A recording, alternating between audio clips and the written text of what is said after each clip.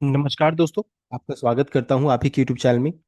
Video को start करने से पहले आप सभी से रिक्वेस्ट करूंगा, अगर अभी तक आपने चैनल को सब्सक्राइब नहीं किया तो सर रिक्वेस्ट ऑल भी प्लीज चैनल को सब्सक्राइब कीजिए।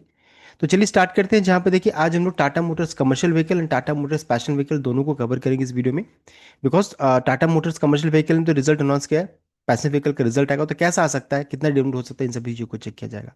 सबसे पहले जी कमर्शियल व्हीकल को से स्टार्ट करेंगे, जहां पर आज अच्छी खासी बिकवाली देखने को मिले 2.63%। करंटली भाव चला 374 के अराउंड में। लो देखिए 367 का बनाया था, हाई चेक कीजिएगा तो देखिए ओपन ही हुआ था 393 में, हाई बनाया 396, यानी कि अच्छी खासी वहां से ऊपर से गिरावट देखने को मिली है। तो अब क्वेश्चन एराइज होता है कि किस कारण से गिरावट हो रही है, ब्रोकरेज का टारगेट क्या निकल कर आ रहा है, तो इन सभी चीज़ों को चेक किया जाएगा। साथ साथ कितना कंपनी ने डिविडेंड अनाउंस किया उसको भी चेक करेंगे। तो यहाँ पर देखिए सबसे पहला चीज़ जो हम लोगों ने कल भी डिस्कस किया था कि गिरावट या अगर क्यों हो सकता है, ये कंपनी का लेटेस्ट रिजल्ट, ये लास्ट ईयर का रिजल्ट, आपका प्रीवियस क्वार्टर का। सबसे पहले अगर इनकम को हम लोग चेक करेंगे, देखिए 26,415, यानी कि ईयरली बेसिस में भी बढ़कर आ रहा है, क्वार्टरली बेसिस में देखिए अच्छा खासा इंक्रीज किया, तो यहाँ पर कोई प्रॉब्लम नहीं है। उसके अलावा अगर चेक करें कंपनी का ऑपरेशनल प्रॉफिट, यहाँ प्रॉब्लम था, देख सकते हैं 2221, लास्ट था 1075, यानी ईयरली बेसिस में देखिए बढ़कर आ रहा है, क्वार्टरली बेसिस में लेकिन गिरावट है, 2534 से घट करके 2221 यहाँ पर देखने को मिल रहा है, यानी क्वार्टरली बेसिस में यहाँ पर गिरावट देखने को मिल रही है। यहाँ पर देखिए अच्छे से आपको दिखेगा, यहाँ पर देख सकते हैं, तो क्वार्टरली बेसिस में जो गिरावट हो गया, ये भी एक रीज़न बन रहा है। उसके बाद देखिए बहुत बड़ा एडजस्टमेंट हुआ, जो पिछले बार एम्प्लॉय कॉस्ट वगैरह जो हुआ था, तो यहाँ पर देख सकते हैं एक्सेप्शनल यहाँ पर डायरेक्शन हुआ था पिछले क्वार्टर में, इस कारण से प्रीवियस क्वार्टर का रिजल्ट कंपनी का अच्छा नहीं था, इस कारण से का रिजल्ट अच्छा सबको नजर आने लगा। अदरवाइज कंपनी का क्वार्टरली बेसिस पे परफॉर्मेंस उतना बढ़िया नहीं था, जो हम लोगों ने कल भी डिस्कस किया था कि गिरावट के पीछे अगर रीज़न होगा तो ये रीज़न हो सकता है। अदरवाइज अगर ऊपर ऊपर चेक करते देखिए 1793 का नेट प्रॉफिट, प्रीवियस ईयर से बहुत शानदार उछाल, क्वार्टरली बेसिस में देख सकते हैं यहाँ भी अच्छा खासा उछाल हो गया, तो रिजल्ट बहुत अच्छा लगता है, लेकिन प्रॉब्लम इस जगह पर था जो हम लोगों ने कल डिस्कस किया था। तो ये हो गया रिजल्ट के बारे में, पेपर में तो ठीक लग यहाँ पर नजर आ रहा है। तो गिरावट क्यों हुआ, तो गिरावट के पीछे रीजन क्या था, वो है मैनेजमेंट का कमेंट्री जब आया और उन्होंने मार्जिन प्रेशर को लेकर के जो अपडेट दिया, वो यहाँ पर रीजन यहाँ पर बन रहा है। तो चलिए उसको हम लोग जरा चेक कर लेते हैं, आउटलुक कैसा है उनका एंड ब्रोकरेज का क्या टारगेट है। तो देखिए while the quarter 4 FY 26 result जो रहता है ना, बहुत ही स्ट्रांग था on paper, the management cautious outlook regarding future and future has spooked investor. तो यहाँ पर जो आउटलुक है ना फ्यूचर को लेकर के, कैसा रहेगा आने वाला मंथ या आने वाला ये ईयर जो रहता है, ये कैसा चल रहेगा, रिजल्ट कैसा आएगा, उसको लेकर के यहाँ पर थोड़ा सा कॉशियस है। Margin versus volume trade off, the core reason for sell off is a management decision to prioritise market share over profitability, यहाँ पर बताया जा रहा है।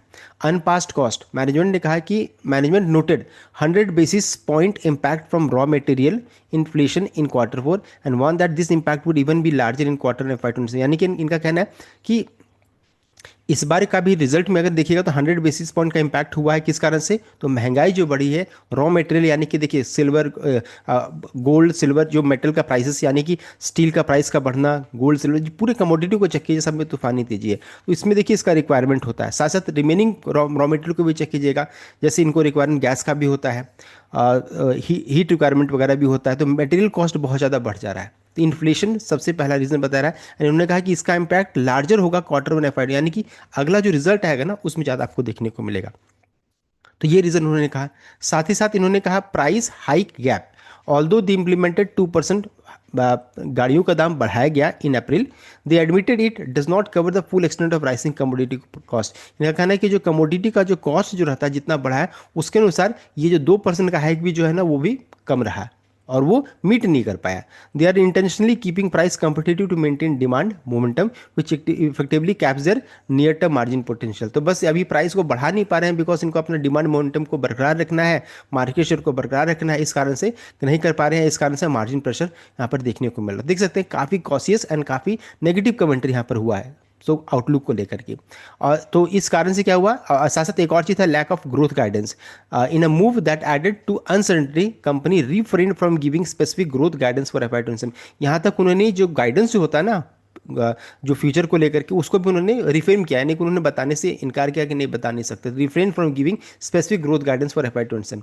The signalled moderation in industry growth to mid single digit which देखिए which led some brokerage like Motilal Oswal to trim their volume growth estimate for the next 2 years, देख सकते हैं। तो उन्होंने मोतीलाल ओसवाल ने 2 साल का वॉल्यूम भी घटा दिया यहाँ पर। तो ये चीज़ यहाँ पर है, मैनेजमेंट जो कमेंट्री था, गाइडेंस था, वो काफ़ी नेगेटिव था, इस कारण से शेयर में अच्छी खासी पिटाई हुई गिरावट हो रही है। उसके बाद हो जाता है मिक्स्ड ब्रोकरेज रिएक्शन। कुछ ब्रोकरेज का तो अभी भी टारगेट काफ़ी हाई है, जैसे अगर चेक कीजिएगा तो कॉसियस और न्यूट्रल में मोतीलाल ओसवाल है। उन्होंने मेंटेन किया है न्यूट्रल रेटिंग, टारगेट प्राइस 416 का रखा है। Citing that rising cost will keep margin under pressure. और एग्रेसिव में कौन है तो एम की है, जो रिमेन बुलिस है, टारगेट प्राइस 600 का उन्होंने रखा है। तो यहाँ पर देखने को मिल रहा है, इनका कहना है कि despite 14% cut to that target, suggesting that current despite a 14% cut to that इस टारगेट में घटाया उन्होंने, suggesting that current fall is short term reaction to commodity cycle and long term volume story remain. इनका कहना है कि short term में गिरावट हो रही है, लेकिन लॉन्ग टर्म में अच्छा खासा तेजी बन सकता है। तो ये हो गया ब्रोकरेज के बारे में, मिक्स्ड रिएक्शन यहाँ पर है। तो गिरावट के पीछे मोटा मोटी क्या रीज़न है वो हम लोगों ने डिस्कस कर लिया।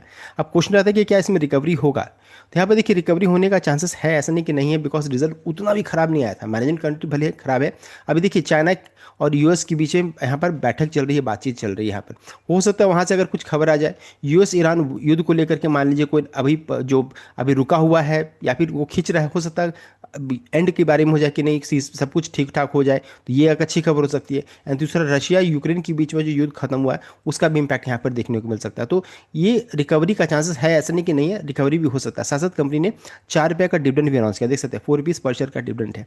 तो यहाँ पर गिरावट में हो सकता है आपको तुरंत में फिर खरीदारी भी देखने को मिल जाए। उसके अलावा देखिए 13 मई की एक और खबर आई है जहाँ पर बताया गया है कि Tata Motors to power India's next era of business of mass mobility, उन्होंने जीता है देखिए पैन इंडिया ऑर्डर ऑफ 5,000 बस from multiple state transport undertaking. तो 5,000 बस का इनको ऑर्डर भी मिला है, एंड दैट टू कल के दिन में मिला है, ये चीज़ को ध्यान दीजिएगा। So Tata Motors to power India's next era of mass mobility 5,000 bus का ऑर्डर मिला है। आप इसको देखिए यहाँ पर पूरा रीड कर सकते हैं, 5,000 बसेस एंड बस chassis from multiple state undertaking across the country. और देख सकते हैं जो यहाँ पर पूरा दिया गया है कहाँ कहाँ से ऑर्डर मिला, आप उसको चेक कर सकते हैं। देखिए ऑर्डर का साइज छोटा नहीं है, काफ़ी बड़ा है, एंड इस कारण से मुझे लग रहा है कि हाँ यहाँ पर हो सकता है आपको रिकवरी भी देखने को मिल जाए। गारंटेड नहीं है, लेकिन चूंकि 2-3 पॉजिटिव चीज़ें भी हैं, इस कारण से रिकवरी हो सकता है। तो ये हो गया आपका टाटा मोटर्स, आपका कमर्शियल व्हीकल के बारे में हमने डिस्कशन कर लिया। साथ साथ एक और इंपॉर्टेंट चीज़ है, टेक्निकली काफ़ी बेरिश हो चुकी है, अगर चेक कीजिएगा तो 50 डे मूविंग एवरेज के नीचे में है। और यहाँ पर देखिए 488 का लेवल अब रेजिस्टेंस का काम करेगा। ये लेवल चूंकि टूट चुका है, ये टूटना नहीं चाहिए था, ये टूट चुका है, उसके नीचे है, तो दिक्कत की बात यहाँ पर अभी भी बरकरार है। 488 के ऊपर में जाएगा तो हो सकता है फिर आपको थोड़ी तेजी देखने को मिला है। एंड असली देखिए इसमें तेजी कब होगी, जब ये 430 के ऊपर में, यानी कि 50 डे मूविंग एवरेज के ऊपर में जाएगा, तब इसमें तेजी रहेगी। जब से इसने ब्रीच किया है ना, यहाँ पर नेगेटिविटी आ गई है, तो मैं क्या करूँगा, देखिए 50 डे मूविंग एवरेज के ऊपर में जाने का इंतजार करना ज़्यादा सही रहेगा, यानी कि 430 के ऊपर में जाना सही रहेगा, तभी इसमें बाइंग मैं करने की सोचूंगा। तब तक मैं अभी बेरिश हूँ स्टॉक को लेकर के। तो अब आप देख लीजिए रिकवरी का भी चांसेस है, लेकिन 430 यानी 50 डे मूविंग एवरेज के ऊपर में ट्रेड करना जरूरी रहेगा। नेक्स्ट है टाटा मोटर्स पैसेंजर व्हीकल, 334.90 का क्लोजिंग प्राइस है। यहाँ पर देखिए बताना चाहूँगा आज यानी कि 14 मई को बोर्ड ऑफ डायरेक्टर्स की मीटिंग शेड्यूल की यहाँ पर कंपनी रिजल्ट का, एंड साथ साथ यहाँ पर देखिए डिविडेंड का अनाउंसमेंट करने वाले, रिजल्ट एंड डिविडेंड दोनों का अपडेट कंपनी की तरफ से आने वाला है। और यहाँ पर अगर हम लोग चेक करेंगे रिजल्ट कैसा आ सकता है, तो कोटक इंस्टीट्यूशनल इक्विटीज़ का मानना है 1,11,535 करोड़ का इनका रेवेन्यू एस्टिमेट है। प्रॉफिट में गिरावट होगी, प्रॉफिट देखिए नेट प्रॉफिट में 18.9% का गिरावट हो सकता है ईयरली बेसिस में, 5,891 आ सकता है। और एबिटिडा एस्टिमेट है 11,944 करोड़ का, यानी कि 15.5% ईयरली बेसिस में गिरावट। एचडीएफसी सिक्योरिटीज़ का देखिए 1,10,438 करोड़ का टारगेट है, रेवेन्यू टू एस्टिमेट है। प्रॉफिट 3,904 करोड़ का, यानी कि और भी गिरावट मान रहे हैं। Sequential 60 BPS margin price. JM financial 1,10,498 crore का देखिए इनका रेवेन्यू एस्टिमेट है, यानी कि 12.4% का ग्रोथ है, यानी कि रेवेन्यू में कोई प्रॉब्लम नहीं है। सबको प्रॉब्लम किस चीज़ में है, वो है कंपनी का नेट प्रॉफिट में। ये सबसे ज़्यादा गिरावट मान रहे हैं 2,559 का, यानी कि ईयरली बेसिस में 65.9% का गिरावट यहाँ पर हो सकता है। तो ये देख सकते हैं प्रॉफिट में भारी भरकम गिरावट एक्सपेक्टेशन है। और साथ साथ एबिटिडा 8,625 करोड़ का, यानी कि 38.2% का यहाँ पर गिरावट है ईयरली बेसिस में। तो प्रॉफिट एंड एबिटिडा के टर्म्स में परफॉर्मेंस खराब हो सकता है। अगर मान लीजिए जरा भी अगर अच्छा रहा रिजल्ट, इससे ऊपर अगर आया प्रॉफिट के टर्म्स में, तो फिर स्टॉक में अच्छी खासी तेजी बनेगी, और अगर इसके नीचे रहा तो फिर अच्छी खासी गिरावट भी हो जाएगी। तो इस चीज़ को ध्यान दीजिएगा। ये हो गया रिजल्ट एक्सपेक्टेशन। नेक्स्ट है जो कि कंपनी यहाँ पर डिविडेंड अनाउंसमेंट करने वाली है, तो कितना डिविडेंड एक्सपेक्ट कर सकते हैं। तो लास्ट ईयर कंपनी ने 6 रुपये का अनाउंस किया था, और उससे पहले चेक कीजिएगा तो कंपनी ने 3 रुपीज़ का था, उससे पहले चेक कीजिएगा तो 2 रुपये का था। तो यहाँ पर हम लोग देखिए 3 रुपये से लेकर के 6 रुपये तक हम लोग यहाँ पर डिविडेंड एक्सपेक्ट कर सकते हैं। इस रेंज में रहना चाहिए, अगर इस बीच में रहा तो ठीक ठाक है, अगर इसके ऊपर है तो बहुत बड़ी बात रहेगी। तो देखिए इस वीडियो में हम लोगों ने डिस्कस कर लिया about Tata Motors commercial vehicle किस कारण से गिरावट हो रही है, एंड इंपॉर्टेंट अपडेट्स, एंड साथ साथ टाटा मोटर्स पैशन व्हीकल को भी डिस्कस कर लिया। सो इतना कंप्लीट अपडेट। आई होप आपकी लाइक या शेयर किया, चैनल को सब्सक्राइब कीजिएगा। Thank you.